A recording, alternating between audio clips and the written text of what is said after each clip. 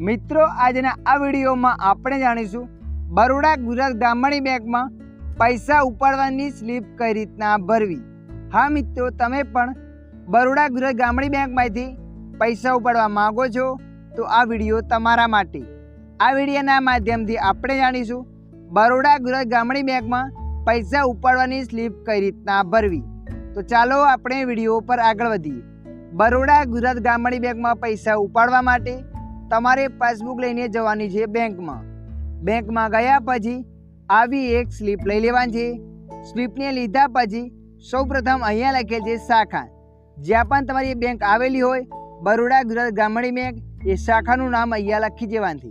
દાખલા તરીકે અમારે અહીંયા વાવમાં આવેલી છે, અહીંયા મેં વાવ લખી નાખ્યું।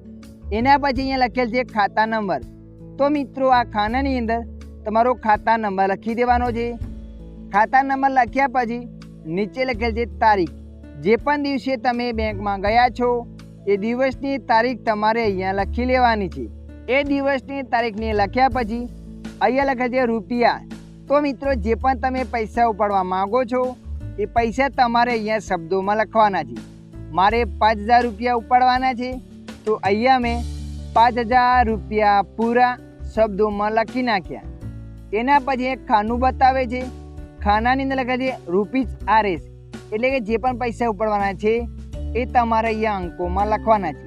તો આપણે અહીંયા અંકોમાં પૈસા લખી નાખ્યા 5000 રૂપિયા।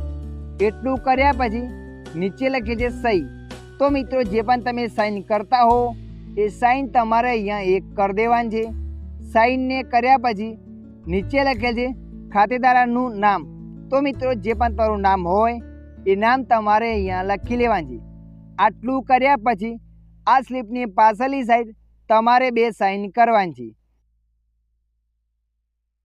પાછળની સાઈડ 2 સાઇન કર્યા પછી આ સ્લીપ તમારી કેશિયરની પાસે જમા કરાવવાની છે। ત્યાં તમને થોડી વારમાં સ્લીપ પાસ થયા પછી પૈસા મળી જશે। અને ખાસ વાતનું ધ્યાન રાખવાનું છે, પાસબુક ફરજિયાત બેંકમાં લઈને જવાનું છે। જોઈ શકો છો ઉપર લખેલ છે આ ફોર્મ ચેક નથી, આ ઉપર ચિઠ્ઠી સાથે પાસબુક હોવી આવશ્યક છે। તો મિત્રો આશા રાખું છું આ વિડીયો તમને પસંદ આવ્યો હશે। વિડીયોની અંદર થોડુંક કંઈક જાણવા મળ્યું હોય તો વિડીયોને લાઈક કરી દેજો। અન્ય આવા માહિતીવાળા વિડીયો જોવા માટે અમારી ચેનલને સબસ્ક્રાઈબ કરી લેજો।